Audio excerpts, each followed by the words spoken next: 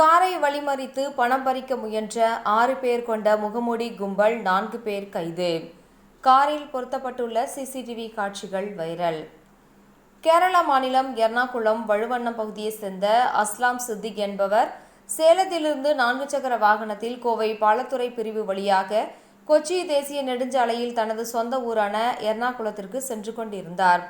அப்பொழுது 2 இன்னோவா காரில் முகமூடி அணிந்து வந்த 6 பேர் கொண்ட கும்பல் அவரை வழிமறித்து கட்டையால் தாக்கி பணத்தை கேட்டுள்ளனர்.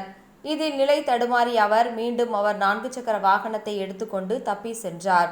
அவர் சென்ற வாகனத்தில் பொருத்தப்பட்டுள்ள சிசிடிவியில் அவரை பார்க்க வரும் அதிர்ச்சி ஏற்படுத்தும் பரபரப்பு காட்சிகள் பதிவாகியுள்ளது. அவரிடம் இருந்து தப்பிய அஸ்லாம் சித்திக் அதுகுறித்து மதுக்கரை காவல் நிலையத்தில் புகார் அளித்தார்.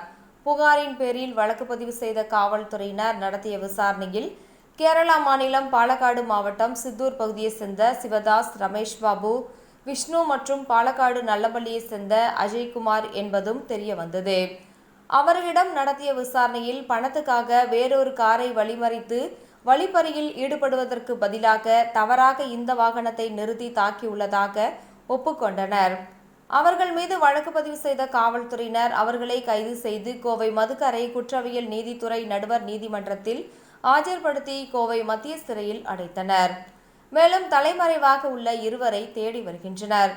அஸ்லாம் சித்திக் ஓட்டி வந்த 4 சக்கர வாகனத்தில் பொருத்தப்பட்டுள்ள சிசிடிவி கேமராவில் பதிவான அதிர்ச்சியை ஏற்படுத்தும் பரபரப்பு காட்சிகள் சமூக வலைதளங்களில் வைரலாகி வருகிறது.